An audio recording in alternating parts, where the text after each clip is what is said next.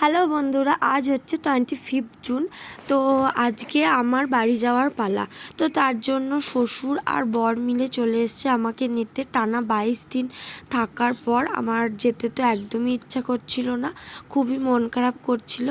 তো আমি আবার কিছুদিন পর আবার আসতে হবে আমাকে, কারণ আমার আবার পরীক্ষার ডেট দেবে, ফাইনাল পরীক্ষার ডেট দেবে। তো যাওয়ার সময় রেল গেটে অনেকক্ষণ দাঁড়িয়ে থাকার পর এই পেয়ারা মাখা কাকুর কাছে দেখলাম খুব সুন্দর করে মেখে দিচ্ছে পেয়ারাটা। তো আমার অনেকক্ষণ দাঁড়িয়ে থাকার পর লোভ লাগলো আর মনটাও খারাপ ছিল, তাই ঝাল ঝাল একটু পেয়ারা মাখা খেয়ে নিলাম। দারুণ করেছিল কিন্তু পেয়ারা মাখাটা। তারপর চলে এলাম এদিকে শক্তিগড়ের ওপর দিয়ে, যেহেতু গেছি ওই জন্য ল্যাংচা নিয়ে নিচ্ছি। বাড়িতে আনার আগে কিন্তু ওরা দুজন মিলে খেয়ে টেস্ট করে নিয়েছে গরম গরম ল্যাংচা। খুব ভালোই ছিল ল্যাংচাটা। এটা আমাদের চেনাই দোকান, আমরা এখান থেকেই নিয়ে যাই ল্যাংচাটা। মানে বাপের বাড়িতে যখন থাকতাম এখান থেকেই আমি নিয়ে যেতাম।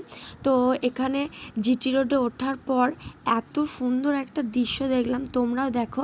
এটা হচ্ছে মানে পানাগড়ের কাছে প্লেনটা এত সুন্দরভাবে দেখলাম। ফোনে কতটা দেখা যাচ্ছে বোঝা যাচ্ছে না, কিন্তু আমরা খুবই ভালোভাবে দেখেছি প্লেনটাকে, এত ভালো লাগছিল। আর আকাশটাও খুব ঝলমলে ছিল।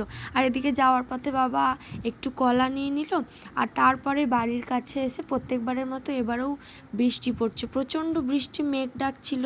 তো যা হোক করে বাড়িতে ঢুকলাম। টানা 22 দিন পর এলাম আমি আবার শ্বশুর বাড়িতে। তো তারপর শাশুড়ি মা আমাদের জন্য করে রেখেছিল রাসনা। তো আজকের জন্য এতটুকুই ভ্লগটা। দেখা হচ্ছে নেক্সট কোনো একটা ভ্লগে। বাই।